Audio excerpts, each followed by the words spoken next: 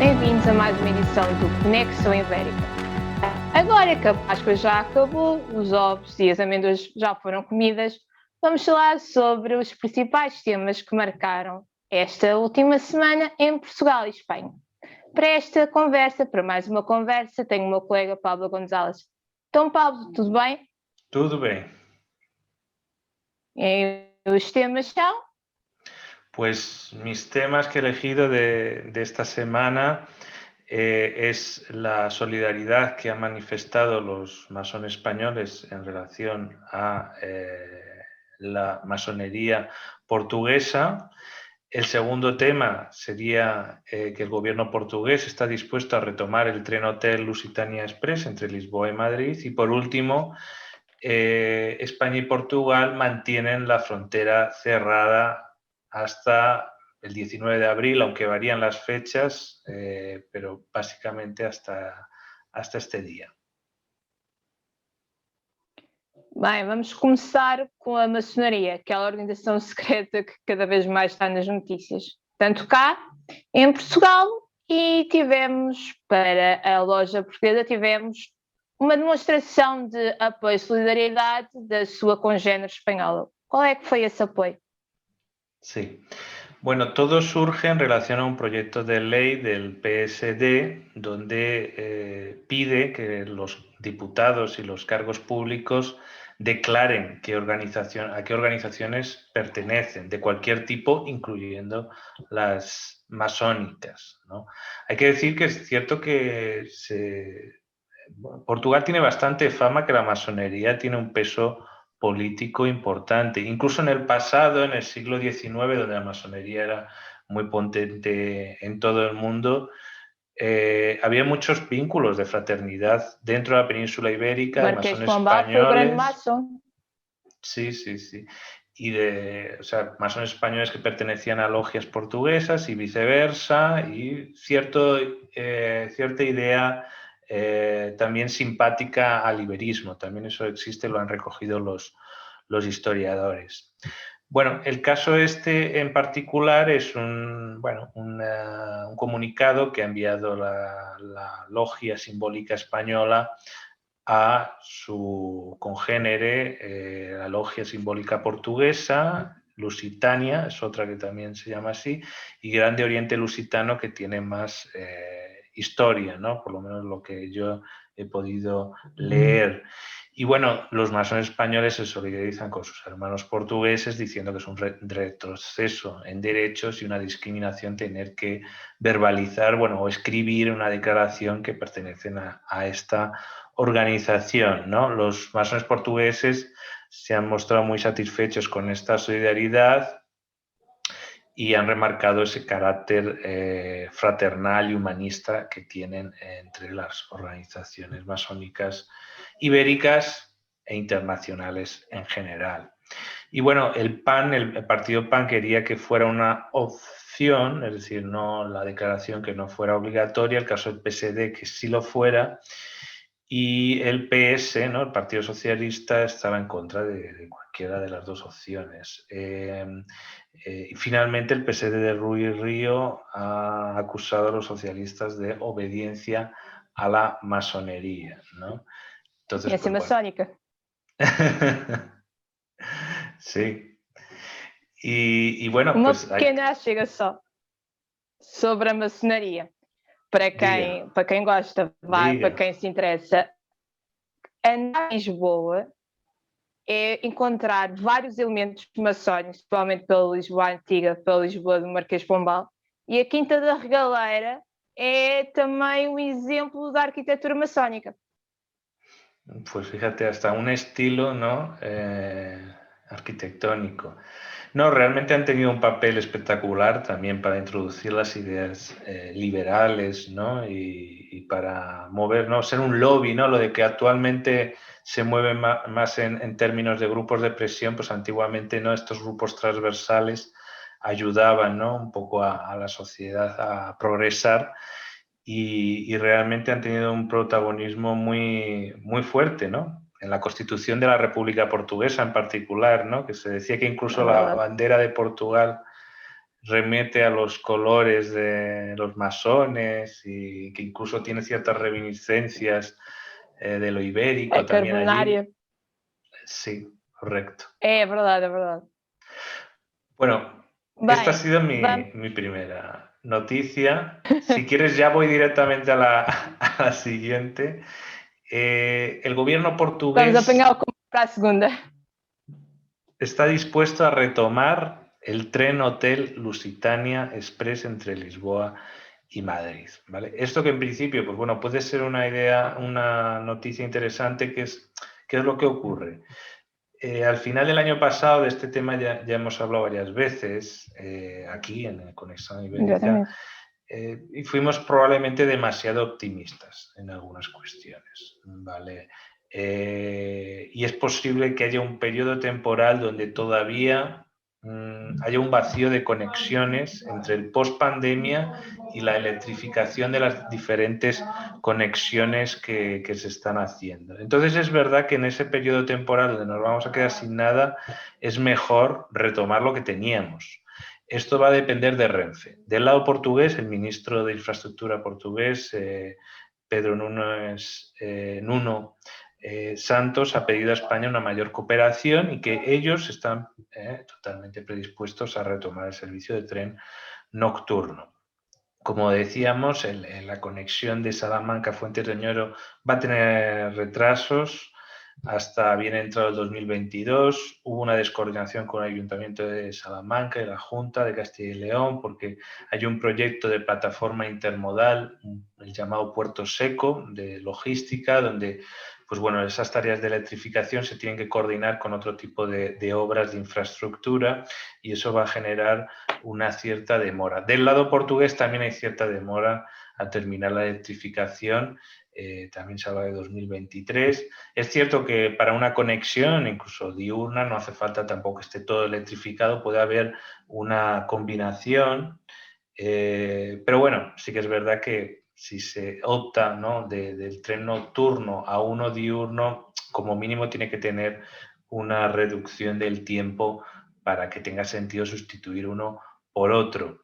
Entonces, pues bueno, como solución temporal, como el trapecio yo mismo, yo creo que sí que convendría retomar este servicio y esperemos que así sea en próximos meses, una vez concluida el periodo de vacunación y la propia pandemia. Estamos à espera. Bem, e continuando a falar sobre a pandemia, a nossa fronteira continua, já estamos a falar sobre isto há tanto tempo, mas há tanto tempo, a pessoa já quase esquece quando ela estava aberta, continua fechada. Desta vez até quando?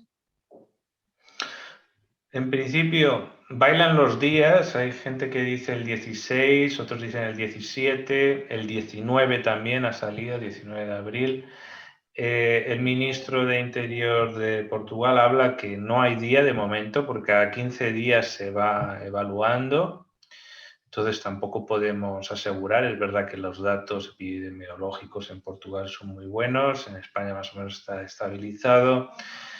Entonces, pues Portugal está en el marco de la segunda fase del desconfinamiento y bueno, estamos a la expectativa. Ahora bien, lo que se está poniendo en evidencia, que nosotros hemos venido a denunciar, pero es que hoy tenemos un ejemplo muy, muy evidente y que incluso hablaba con el Frente Cívico de Vilar Formoso, Fuentes de Oñoro, en relación a modelos de control fronterizo, de control sanitario de fronteras, y quedaba muy en evidencia la situación que hay en relación a la frontera, a la raya, frontera ruso-española, con la hispano-francesa, ¿no? En este modelo de cierre de fronteras de la raya, ¿no?, que penaliza a los residentes, siempre hemos propuesto algún tipo de excepcionalidad de los residentes, pues contrasta, ¿no?, con el hispano-francés, que tiene las fronteras abiertas, pero con un control sanitario. donde se exige una PCR negativa con 72 horas de anticipación, pero quedando excluidos de esta medida a los camioneros, a los trabajadores transfronterizos y también a los residentes de frontera en un radio de 30 kilómetros. Esto es interesante tener como precedente, como ejemplo esto, es decir, que tú podrías perfectamente decir que los residentes a 30 kilómetros a ambos lados de la frontera puedan moverse, ¿no? Incluso en este caso, repito, son fronteras abiertas, pero con control sanitario, es decir, con una prueba. Para los residentes a 30 kilómetros, a ambos lados de la frontera, no hay ningún tipo de restricción de movilidad, en el caso de la frontera hispano-francesa. Esto podría ser un ejemplo para empoderar un poco a los alcaldes de la frontera a la hora de exigir al gobierno de Portugal y al gobierno de España que tomen eso como ejemplo, porque la penalización económica es doble lo que están teniendo allí. Y lamentablemente, como es una zona pues, que no son regiones ricas, son regiones despobladas, envejecidas, pues la presión que ejercen sobre los partidos políticos, sobre los estados, es mínima.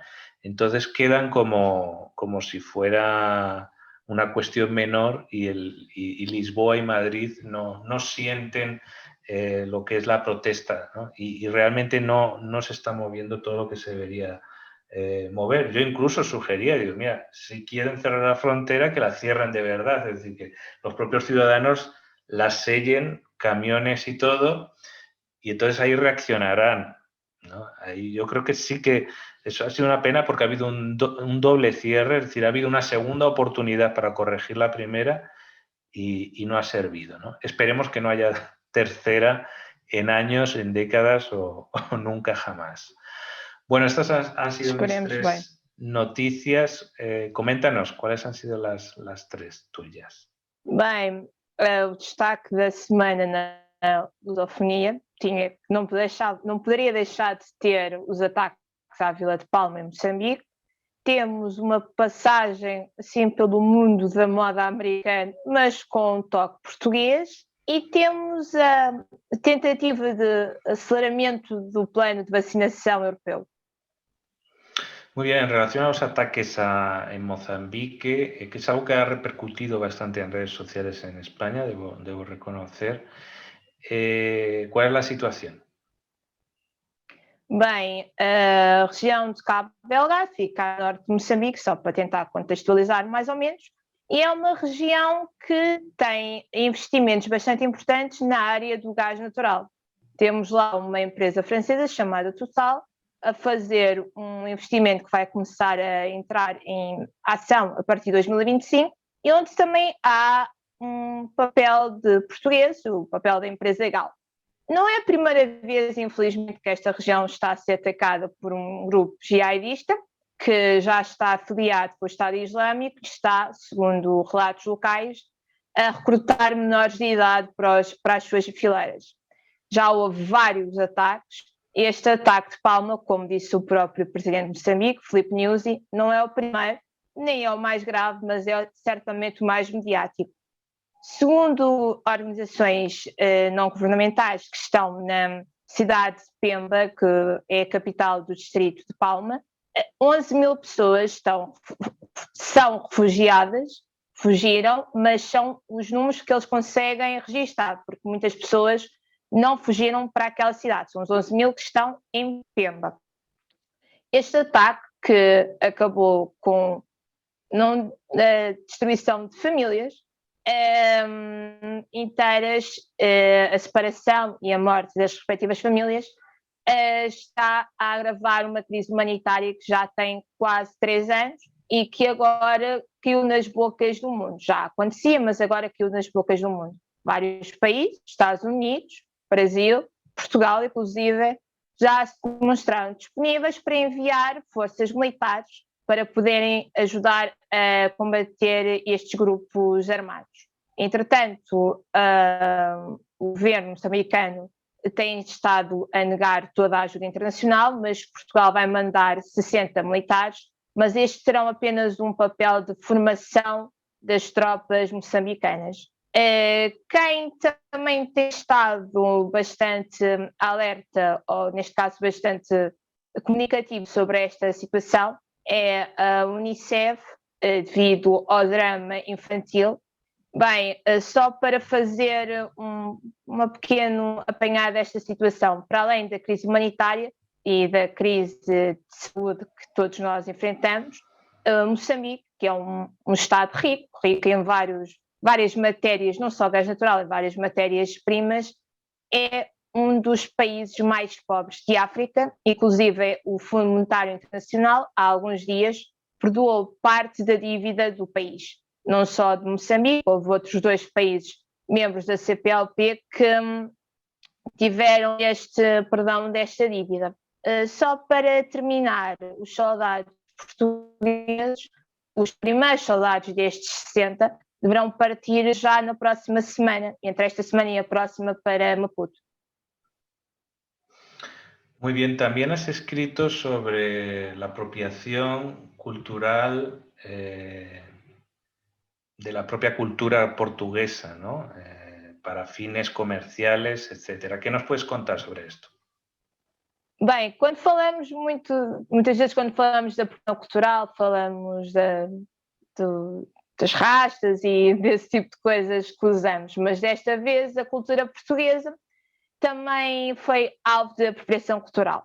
Então, falamos de uma estilista, uma designer americana chamada Tory Burch, que estava a vender no seu site pessoal, da sua marca, uma camisola por um valor muito, muito elevado para o valor feito pelas artesãs que fazem, a camisola da Póvoa de Varzim, uma camisola habitualmente usada pelos pescadores. Esta camisola data do início do século XIX e é vista quase como um traje de festa da comunidade pescatória da região. Esta camisola, uma camisola que é vendida por 30 euros, não muito mais, entre 30 a 70 euros, estava a ser vendida por 600 euros neste site.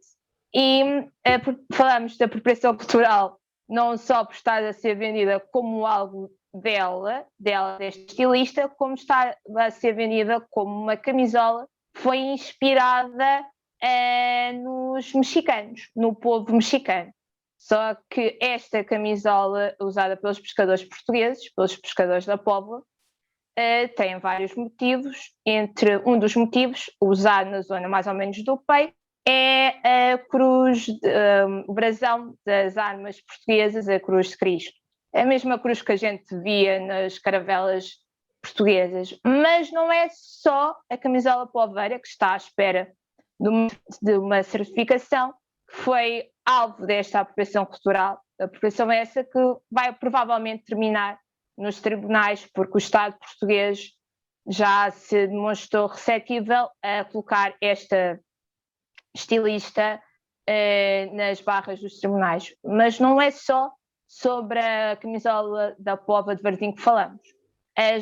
A louça de Bordal Pinheiro, para quem não sabe, na realidade eram 2 irmãos, um deles cartunista e é o criador do famoso Zé Povinho. O Zé Povinho, não vou fazer aqui o gesto dele, porque também se calhar seria um pouco indelicado, mas procurando na internet vê-se bem quem é o Zé Povinho e o gesto que ele costuma fazer.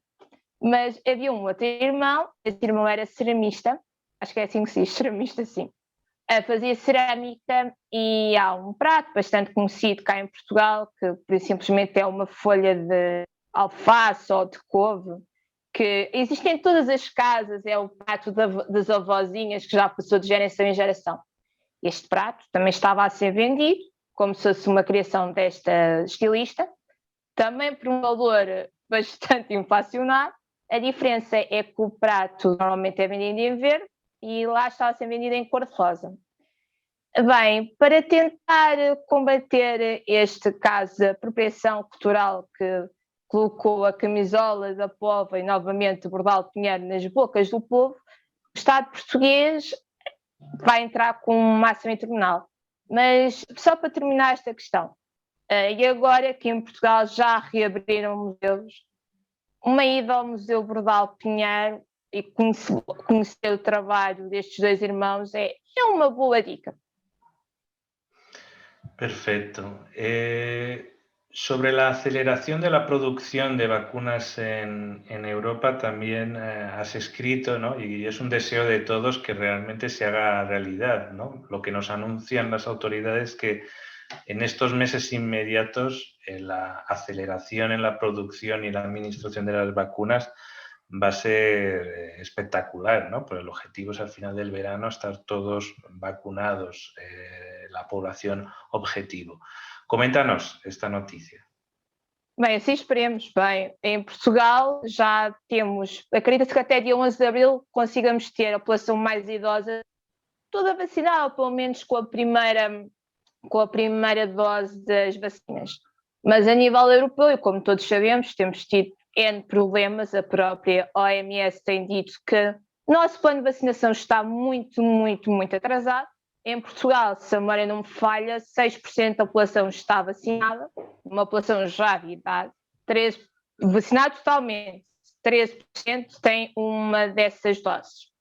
Mas pronto, para vacinar para acelerar este ritmo de vacinação, já que o objetivo é ter 70% da população europeia vacinada até dia 14 de julho, temos uma data e tudo, a Comissão tem procurado empresas, não só fábricas para fazerem as vacinas, mas mesmo empresas para darem os componentes necessários para termos um maior ritmo de vacinação.